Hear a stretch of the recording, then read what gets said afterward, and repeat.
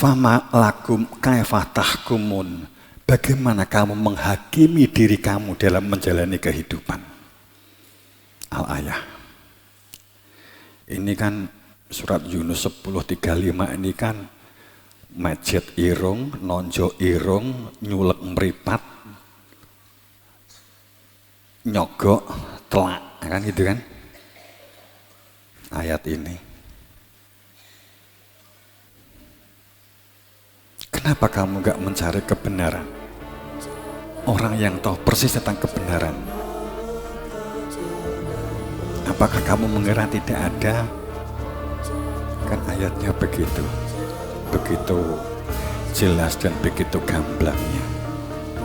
Ini untuk jemaah kita, untuk jemaah Jatayu.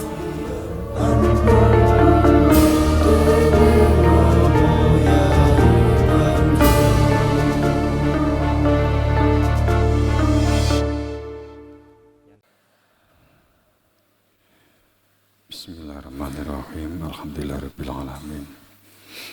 Wassalatu wassalamu ala sayyidina Muhammadin wa ala alihi washabihi ajma'in. Allahumma sholli ala sayyidina Muhammad wa ala ali sayyidina Muhammad. Kul hal min syurakaikum ma yahdi ilal haq. Qulillahu yahdi lil haq. Afa ma yahdi ilal haq ahaqau ayat tumba amala yahdi ilal ayuhda famalakum kaifa tahkumun.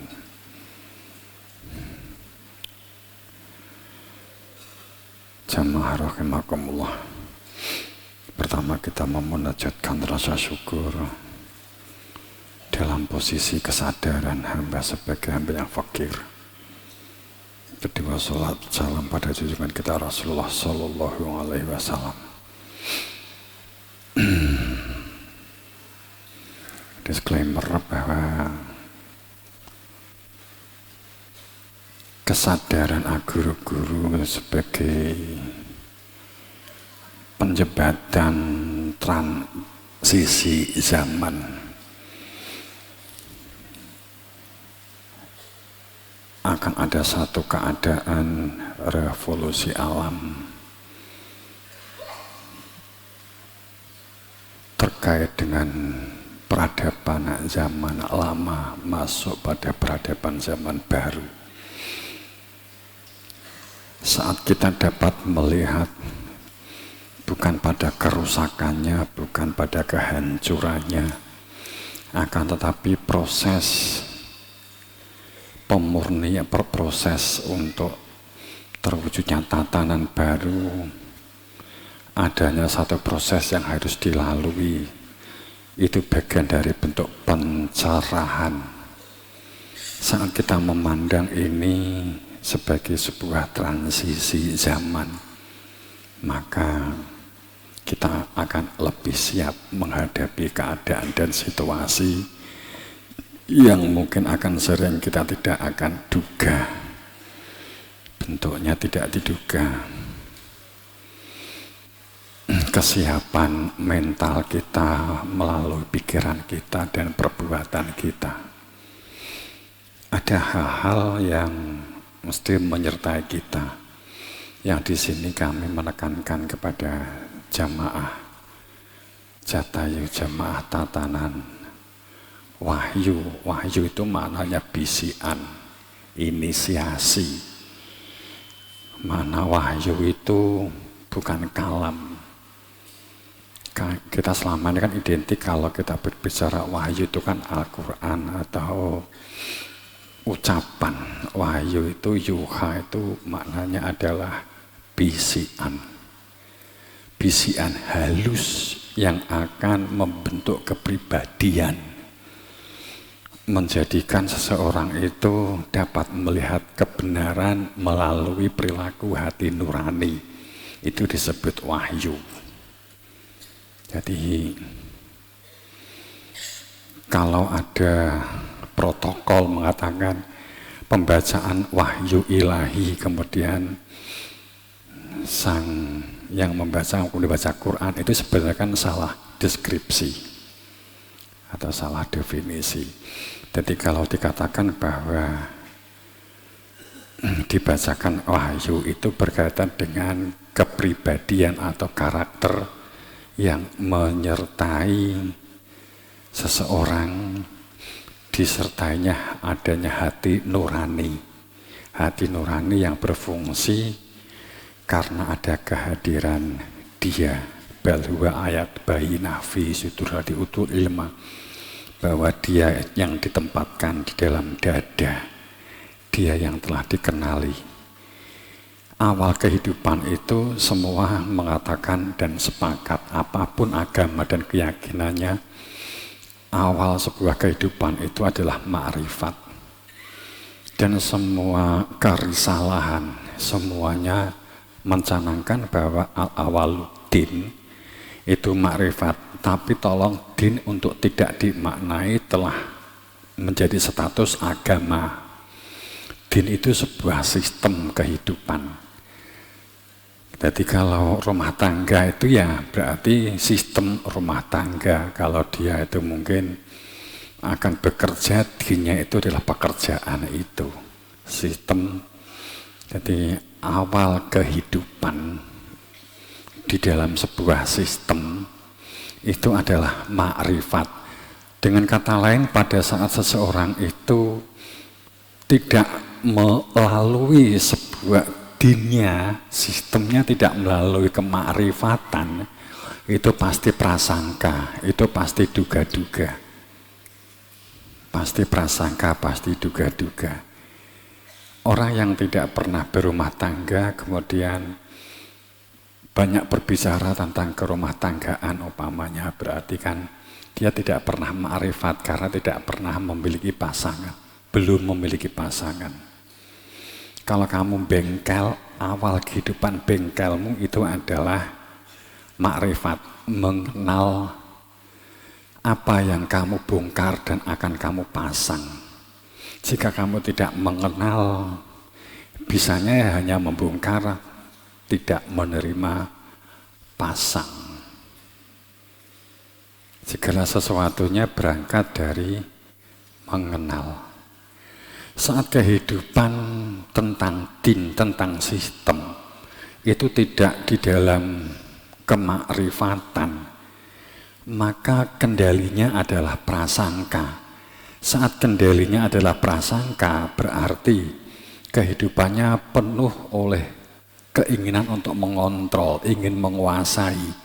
Sehingga semua definisi dan deskripsi narasinya akan terjadi bias. Pasti definisinya, deskripsinya akan bias. Bahwa don itu la tugeni minal haq syai'a, bahwa prasangka itu tidak akan pernah sampai, tidak akan pernah menyentuh tentang kebenaran, tentang al-haq. Itu kalau Al-Quran menjadi bagian dari ayat Tuhan, maka deskripsi prasangka tidak akan pernah menyentuh kebenaran apapun. Pada saat kehidupan itu dikuasai oleh prasangka, maka definisi-definisi, deskripsi-deskripsi dan rumusan-rumusan kehidupan semuanya hasil dari opini, dari duga-duga, dari prasangka. Jika itu cuman di dalam bahasa media, apapun medianya, yang dicari adalah itu. Jadi kalau wartawan mencari narasumber yang tahu persis, itu nggak asik. Jadi kalau ada orang yang tahu persis, dia nggak akan dipanggil, tidak akan dijadikan hostnya, tidak akan memanggil orang yang tahu persis. Yang dipanggil itu orang yang nyerempet, yang tahu, yang dia banyak prasangka. Jika ditanya itu punya anggapan, punya pendapat, bisa dikembangkan. Tapi kalau orang tahu persis, itu nggak bisa lagi dikembangkan. Apa yang disebut garam? Nih. Tapi kalau orang sudah nggak tahu garam, hanya tahu warnanya. Menurut saya sih garam warnanya putih. Menurut saya sih asin itu padahal liur, padahal itu keringat. Sehingga pertanyaan host, apa bedanya antara garam dan keringat? Apa antara keringat dan ingus? Itu akan diurai panjang lebar dan itu menjadi skripsi, menjadi disertasi. Dan itu akan menjadikan orang itu menjadi S2, S3, profesor. Tapi kalau orang tahu persis, makanya karena Nabi Rasul itu nggak punya gelar, karena dia tahu persis. Nek ditanya nggak ruwet. Menurut Anda Tuhan itu seperti apa? Ini selesai, nggak ada lagi definisi. Tapi yang ditanya kamu, Tuhan menurut Anda seperti apa? Tuhan itu hantu bukan? Tapi kekuasaan itu tapi begini kan gitu. Jadi kalau semakin perasakannya semakin tinggi, maka di media sosial itu akan semakin laris. Dan semakin laku, dan itu yang mendunia. Kemudian setelah terkenal, kamu kultusi, kamu subyo. Dia pinter, padahal dia pinter duga-duga, kan begitu. Itulah kehidupan dunia yang saat ini, yang kemudian kenapa ada perguruan tinggi? Karena ada opini. Kalau hanya adanya kebenaran, nggak ada perguruan tinggi. Gitu. Ada perguruan tinggi itu karena praduga bisa disetting menjadi skripsi, menjadi tesis, menjadi disertasi. Terus tinggi proposal, cair. Tapi nek kepastian gak bisa. Kowe ditakoki apa yang disebut ketelo? Kowe ngerti mergo carane tandur ya roh, carane gawe gethuk ya roh. Gak asik ini kalau ditanya. Tolong panggil Jainal untuk menjadi narasumber. Dia apa? Dia itu petani telo. Ojo. Itu 5 menit rampung. Sapa sing diundang? Wong kutha. Ditakoki, kowe tau roh telo? Gak. Tapi roh ciri-ciri nih, roh. Jenisnya telo kok ngendi wae? Ada telo ndruwu, ada telo demit, ada telo mendem, ada telo kaspe, gitu. Itu cepet, itu bisa dipanggil, dijadikan narasumber. Oh dia saja.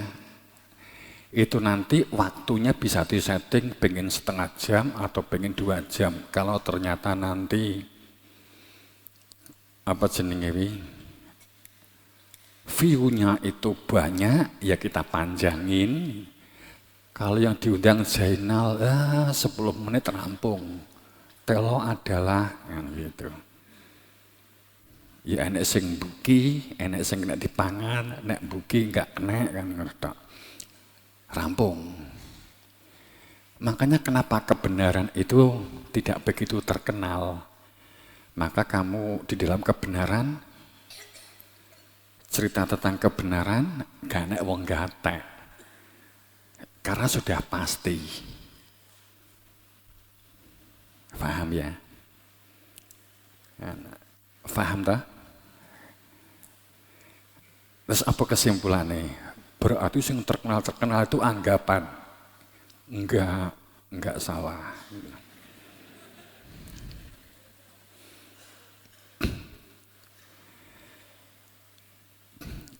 Kenapa perguruan tinggi agama umpamanya begitu? Laris manis. Karena enggak ada nabi, enggak ada rasul. Seandainya ada nabi dan rasul, enggak payu. Esto percaya. Bicarane sholat. Pemone enek Nabi Muhammad deh. Nabi Muhammad jadi narasumber, jangan kan gitu. Nanti gak enek perguruan tinggi, gak enek setain, gak enek EIN. Kita sepakati saja, kita hilangkan aja. Kemudian agama kita buat sistem anggapan. Nah, aku nanti enek sarjana agama, sarjana dakwah, sarjana syariah gitu. Padahal syariah ya ora jelas, agamanya ya gak jelas. Bisa jadi seperti itu. Ini bukan nyindir, enggak ini. Enggak. Buka ngelehke.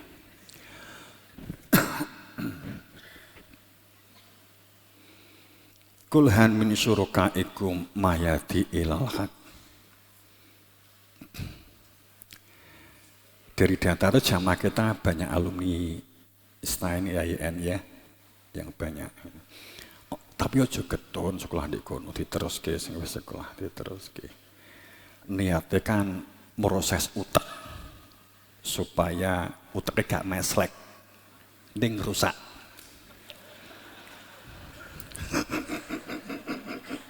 Luwih nemen ya.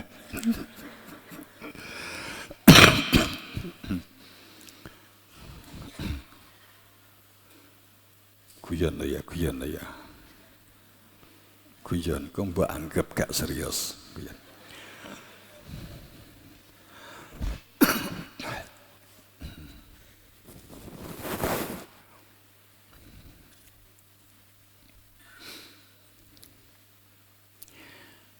Kulhal apakah di antara sekutu-sekutumu, apakah di antara opini-opini yang kamu buat, di antara dugaan-dugaan yang kamu rumuskan dari hasil opini dan dari bacaan, syurakaikum mahyadi ilal haq, apakah di antara orang yang kamu kultusi dan kamu menjadi kultus, kamu berhalakan dan kamu menjadi bangga dan berpuas diri, apakah itu di antara opini-opinimu, bacaan-bacaanmu, pikiran-pikiranmu, rumusan-rumusan yang kamu tuangkan melalui pikiranmu dari hasil bacaanmu, pendapatmu.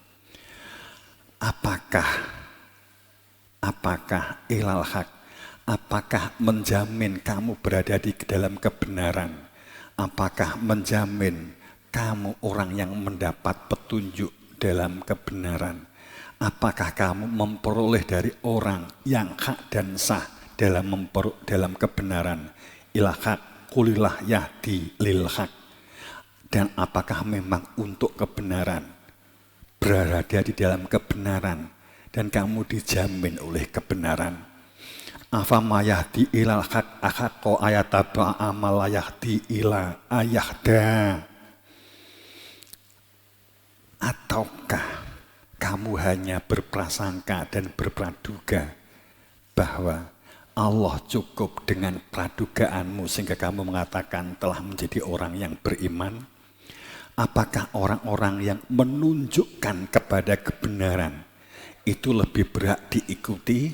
Kenapa kamu gak mencari orang yang tahu persis tentang kebenaran dan mintalah petunjuk kebenaran kepada orang yang memang berhak memberitahu tentang kebenaran dan itu lebih berhak untuk diikuti? Ataukah orang-orang yang tidak dapat memberi petunjuk kecuali dia hanya memperoleh dari opini, dari membaca, dari kitab, kemudian dia menulis buku, tapi dari tuangan akal, pikiran, dan opininya, dari bacaan orang-orang masa lalu yang diyakini sebagai kebenaran, tapi dia nggak kenal dengan orang masa lalu itu, mengapa kamu berbuat demikian?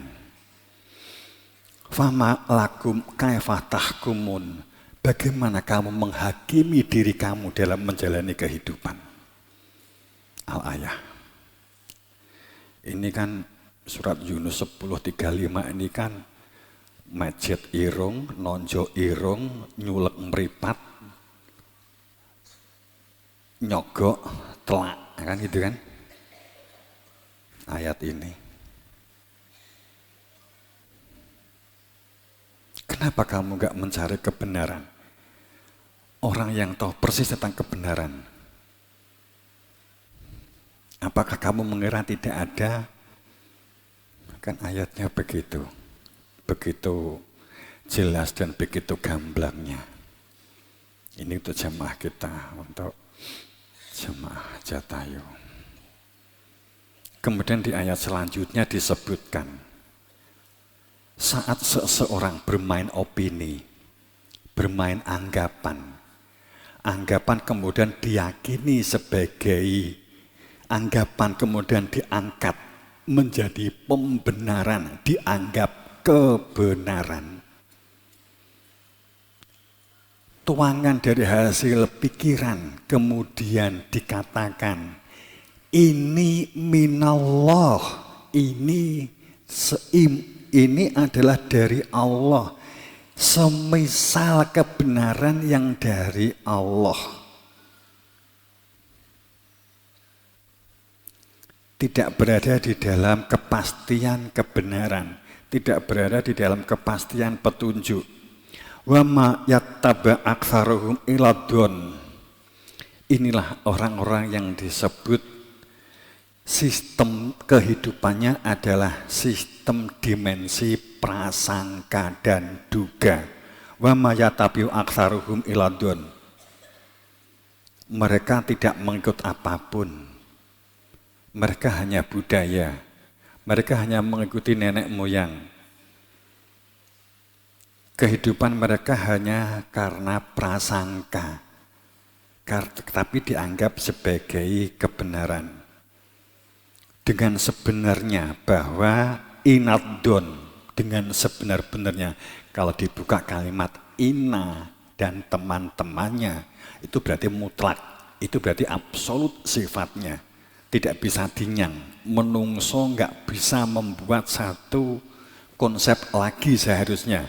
Saat dibuka kalimat inna dengan sebenar-benarnya, dengan sungguh-sungguh, ojo ngenyang, tampanen. Tapi ini bukan doktrin, karena ini langsung masuk ke wilayah akal pikiran. Inna sungguh dengan sebenarnya bahwa, karena ini jelas nggak bisa ditolak.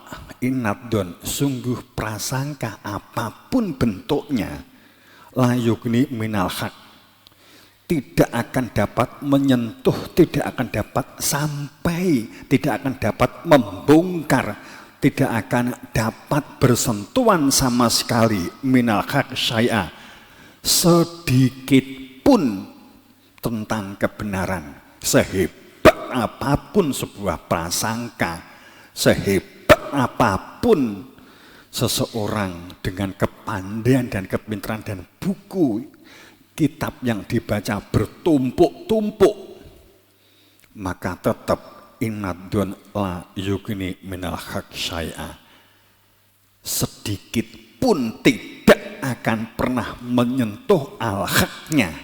Innallah alimu bima yaf'alun. Jika kamu mengatakan mirip semisal dari Allah, tapi Allah sudah mendeskripsikan bahwa apapun yang kamu lakukan hanya tampak matanya mirip, tapi batinnya tidak bersentuhan dengan kebenaran. Ini kalau di derivasi lanjutan atau turunannya itu masuk ke dalam sel-sel kehidupan apapun. Anda sebagai apapun, di sawah, kemudian kamu berangkat bertani, bercocok tanam, sistemnya jangan menggunakan prasangka. Artinya saat bahwa inadon, sungguhun, prasangka tidak akan pernah menyentuh kebenaran. Ini apapun, kebenaran cara nanam padi, kebenaran cara menanam kedelai. Yang kamu tahu tentang kedelai, kemudian kamu berprasangka mbok padakne karo nandur pari di padakne, itu hasil prasangka. Kowe kok nandurmu koyok deli? Ya iya, aku dadi petani iki wis puluhan tahun. Sejak kapan? Sejak sadurunge lahir. Aku wis nanem deli. Jadi aku wis ahli nek masalah pertani itu. Apa sing mbok tandur? Deli. Lha saiki kan nandur pari. Apa bedane wong padha bondo ndek tanah? Terus itu namanya kamu prasangka. Nek wong atos keras, peka, maka dia tetap bertahan demi sebuah kemenangan argumen. Upama begitu. Artinya bahwa segala sesuatu, memulai segala sesuatu, kita harus belajar lebih dulu, kita harus punya ilmunya. Ilmu itu bukan masalah wawasan, ilmu itu masalah pembuktian. Bukan masalah wawasan, ilmu itu pembuktian dan persaksian. Ilmu tanpa pembuktian dan persaksian itu omon-omon. Omon-omon itu mengdadekni judeke wong akeh.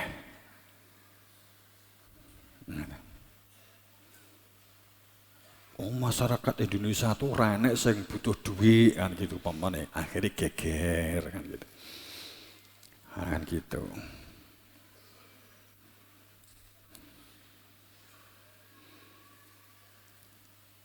Apapun, jadi derivasinya, sistemnya kita kembangkan di dalam semua sel-sel kehidupan, di semua dimensi, di semua tingkatan. Semuanya berangkat dari sebuah kepastian. Setiap orang menginginkan kepastian. Kecuali media. Nek media itu nek pasti itu enggak enak, enggak kena tinggi golek duit. Sing kena tinggi golek duit itu sing menggunakan prasangka. Jadi doktor atau profesor dijadikan narasumber, semakin banyak opini, pinter membuat opini, semakin dapat menstimulus emosional, maka dia akan semakin banyak pengikutnya.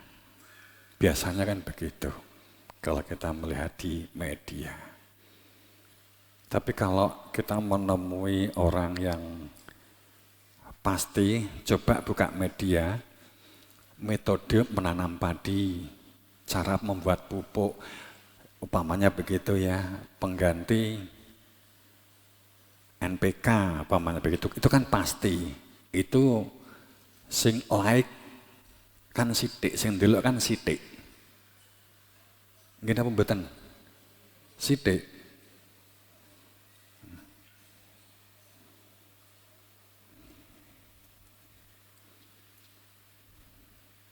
Setiap orang menginginkan kepastian, tapi saat disuguhi kepastian, gak penak, gak nyaman. Makanya itu biasanya dikelola, biasanya pembicara itu biar gawe ukara sing gak pasti. Engko nek gak pasti kemudian disimpulne ngaji kok ruwet, mau nyergat teko nggon. Tapi mbosok gak diunyerne, langsung to the point, ngaji kok simple. Wong ijan bingung nih, padha karo wong silite gatel. Terus di tengah-tengah khalayak umum, wong silite gatel, terus di nggone masa. Repot tak gugur akeh wong gak digugur gatel.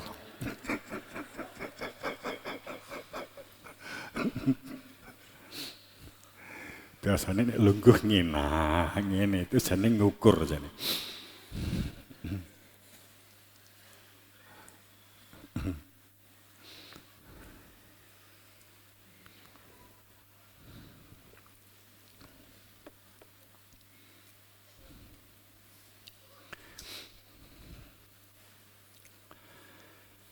Cuman siapa yang disebut orang itu dolim?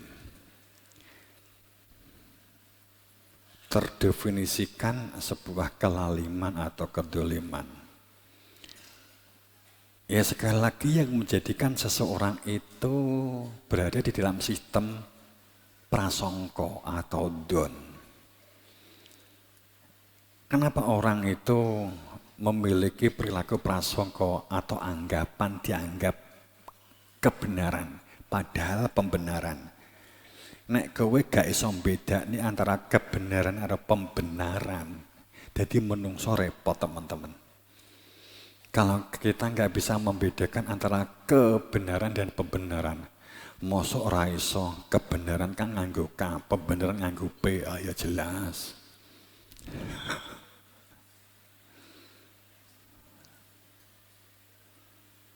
Kebenaran itu sifatnya absolut, tapi kalau pembenaran itu sifatnya subjektif.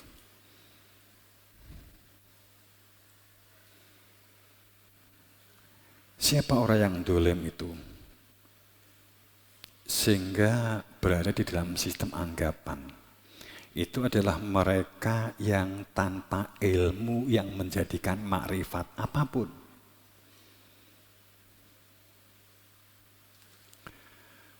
Biasanya iki nandur kayu jati, kemudian kon nandur pari. Carane padha karo nandur jati diduduk. Ayo mati ayo. Gak nganggo ilmu, nganggo kira-kira.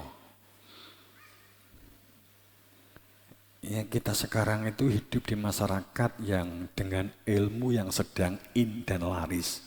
Ilmu dalam bahasa saintis itu adalah ilmu kirologi.